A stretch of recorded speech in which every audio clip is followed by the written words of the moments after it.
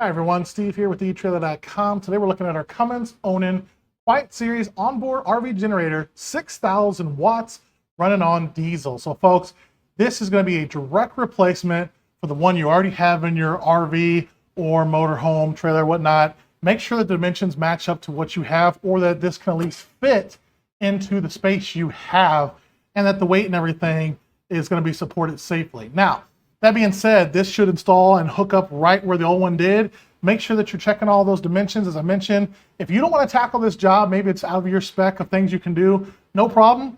Check out etrailer.com. On our homepage, use our dealer locator tool. We can help find someone near you that can do the installation for you.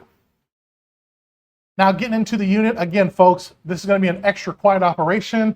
It has soundproof dampening and an enclosed muffler to help quiet it. Now, coming down from the top, I want to show you, I removed the 4 bolts that hold this access panel in place. Let me just get this off here. First thing you're going to notice, about 1 inch of insulation. That's that sound dampening insulation. It's not just here on this access port. It goes all the way around the whole case, front, back, sides, everything. But I want to point out here, that is your lift point. You can put a chain underneath there, a hook, and use that to lift this whenever you have to replace the unit or move it or whatever you have to do for maintenance, those kind of things. So want to point that out right away from the front.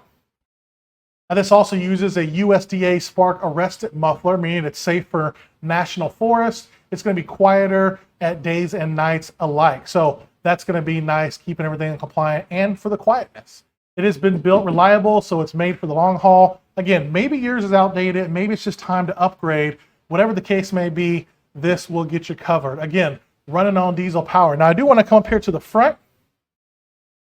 As you can see, you got a coolant fill cap here. Excuse me.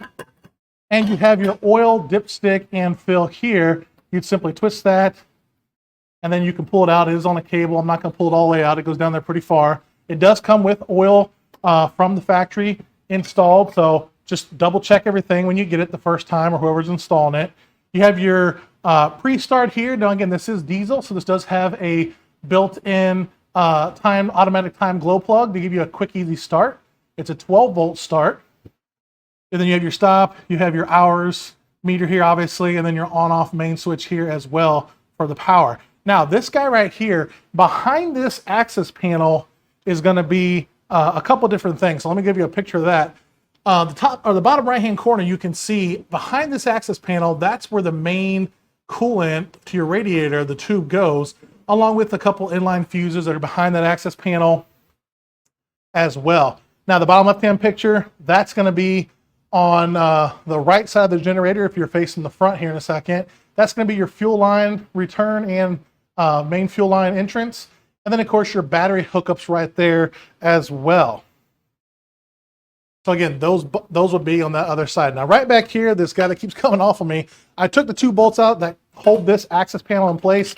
That is where your main harness is going to plug into, and this will plug into the existing harness that's inside of your motorhome, coach, trailer, and allows you to remote start it from inside there. It does have a grommet on here.